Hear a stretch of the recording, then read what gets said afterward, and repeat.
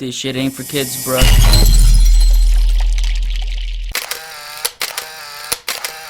What up everyone, it's your boy X-Man87 here, bringing you another Marvel Legends video, and what I have for you today is the Marvel Legends X-Men Age of Apocalypse Wave Sugarman Build-A-Figure Series, Nate Gray aka X-Man action figure review. Before I get into everything, if you could please drop a thumbs up, like rating on the video, it'll help show your support for my channel and I greatly appreciate it. Now with that said, let me give it something extra. You know, let's add another N right here, Y, and an 87.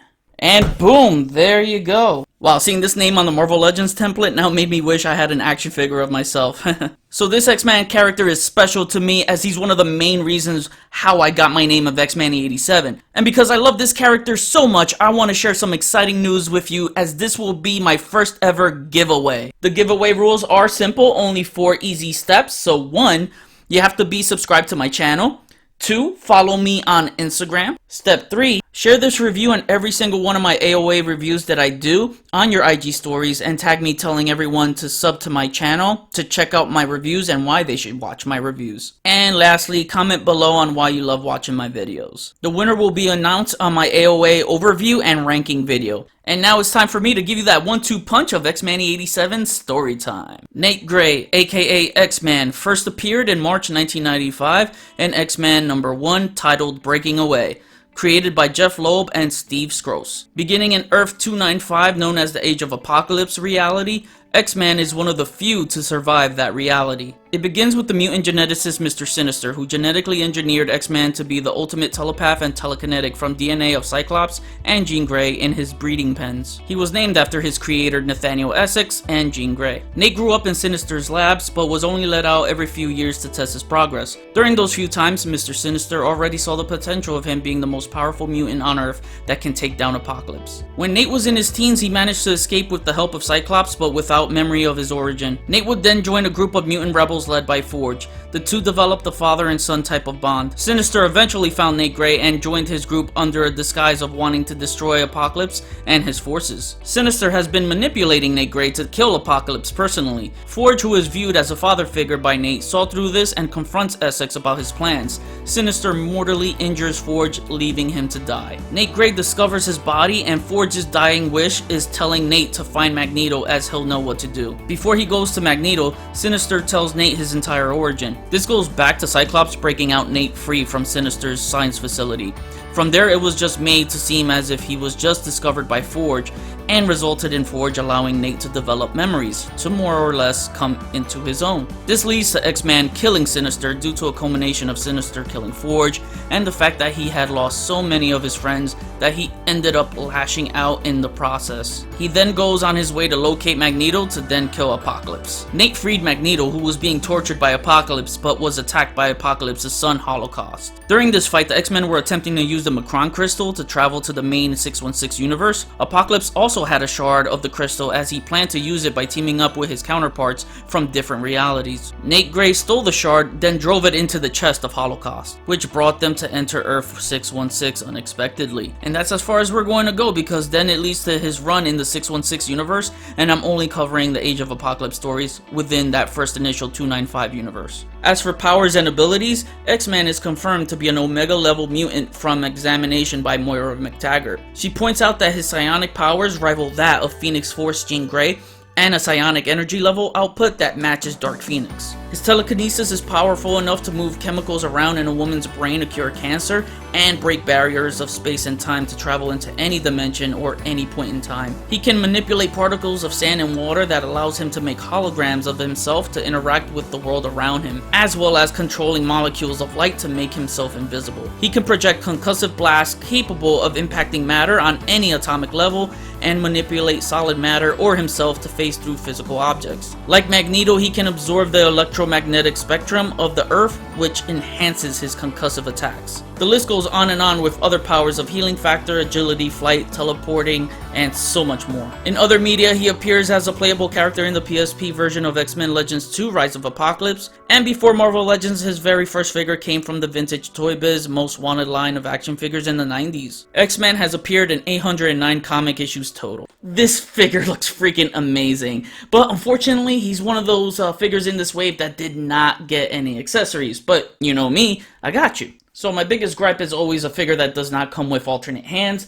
And as you see here, he has one closed-fisted hand on his right and a left open gripping hand. And for someone who has so many powers, he has very expressive hands. So to fix that, I would go with this guy right here, Shang-Chi, as he'll serve as a nice hands pack for X-Man. So that way, if you want two closed-fisted hands, you have it right there. Though his default hand is smaller than the Shang-Chi one, so just if you want to balance it out, swap it out. And the skin tone is a little bit off, but again, from afar, you can't really tell. Speaking of Shang-Chi, I can definitely see Hasbro using a shirtless upper body for a future X-Men figure to make an X-Men Jesus figure down the line. If you want him to have a charged up hand, just go with the San Diego Comic-Con Iron Flix figure. Also, Human Torch hands are really cool too. And also the binary Captain Marvel effects, which look really good in my opinion. A bit of a tight fit, but you can get it to work. And if you collect Storm collectibles, the Street Fighter V Cammy battle outfit comes with some really cool effects that you can have to serve as basically telekinetic energy blast or effects. So I think that looks really cool. And also Cammy comes with another energy effect that you could use. Taking a close look at X-Man's head sculpt, I gotta say this is one of my favorite head sculpts out of the entire wave. This thing is freaking sick. Look at that eye energy effect. I think it's done so well. You got yellow fading into a darker orange, so that is really, really nice. And the one thing I wish that Hasbro did was making this piece interchangeable. So it is molded on or glued on, but it would have been really cool if we had some sort of like telekinetic energy beam that he can shoot out of his eye, similar to Cyclops that they did on the vintage wave, but man, still so sick. Then the other eye is in an all-white pupil. Really wish it was black eyes with a yellow pupil. The head sculpt looks super mean. I really love the toughness of this face sculpt. And he just looks pissed off, like he's about to freaking energy blast someone's hats off. The short hair too, I dig it. You got the bangs in the front painted in white, and the rest of the hair is in brown. Even his side profile looks sick, as you can see the energy blast just sticking out. I think it looks really cool. Now going along the rest of the body, you get this really cool jacket, because you know, 90s, everyone had a jacket. I really like the yellow trim on the blue jacket, that's really cool. And also this right here, the trim in blue should have been painted in yellow, I feel. That would have come closer to comic accuracy. But yeah, this is a new jacket piece, which I thought it was going to be a reuse of the Havoc one, and it's not. You get these nicely sculpted lines right here at the bottom of the jacket, and you also get some texture along. So yeah, really cool jacket. And you also get a newly sculpted upper torso, so that's cool. It's a shirt with some wrinkles in it. And then you have this yellow trim at the collar going down to the sternum of his chest. You get newly sculpted arms right here, so it's a nice sculpt for a jacket.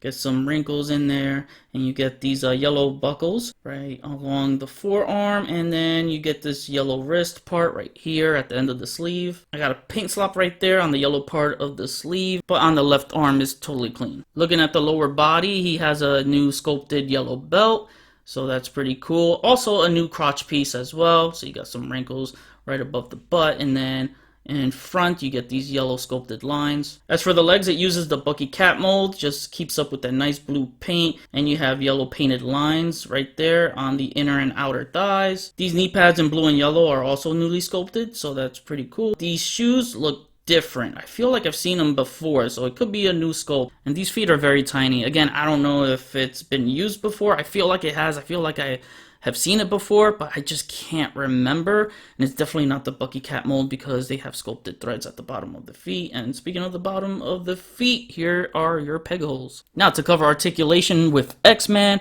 his head moves all the way up, so I don't even feel like the jacket hinders his neck movement at all. So that's really good. And then it moves that far down. It rotates left and right, it pivots, and it kind of rocks around. So testing these newly sculpted arms, it moves that far up, down, all around. There is no butterfly joint, unfortunately. And he has a swivel at the shoulders and at the bicep. Double jointed elbows that move in really good. Not bad for having a bulky jacket.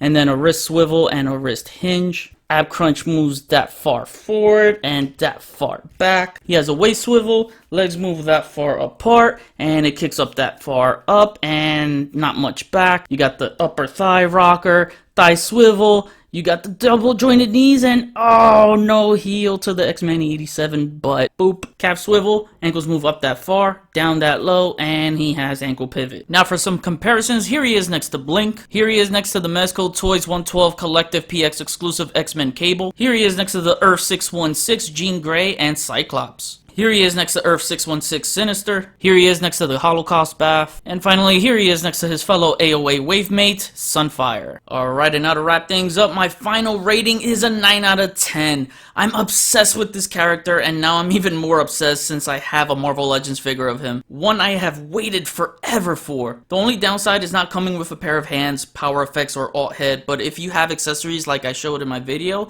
then he'll be tons of fun. So many more options you can give him from other Legends and give him great play value. This figure is so damn good. I loved taking photos of this guy. The energy effect on his eye catches light nicely, and the rest of the head sculpt is pure flames. The colors of blue and yellow are always eye-catching. The newly sculpted upper torso, jacket, arms, and other new parts we get with him are pretty solid. Articulation as well. It was fun getting him into all those X-Man style-like poses. I don't know what else to say as he's almost perfect to me. This was my most anticipated figure out of the way because of how much I love the character, and overall, I'm more than happy with it. Extremely satisfied X-Man fan here. So now I kick it back to you guys. What do you guys think of this figure? What AOA character would you like to see next? I'd love to see an AOA Sinister now to do battle with my X-Man. Comment below, let me know. That was my review. Follow me on Instagram if you haven't already. Link is in the description below. Check out my website, xman87.com, to view my photo gallery. Hit the notification bell so you always know when my new videos are up. Share and subscribe if you're new. Enjoy the pics at the end of the video.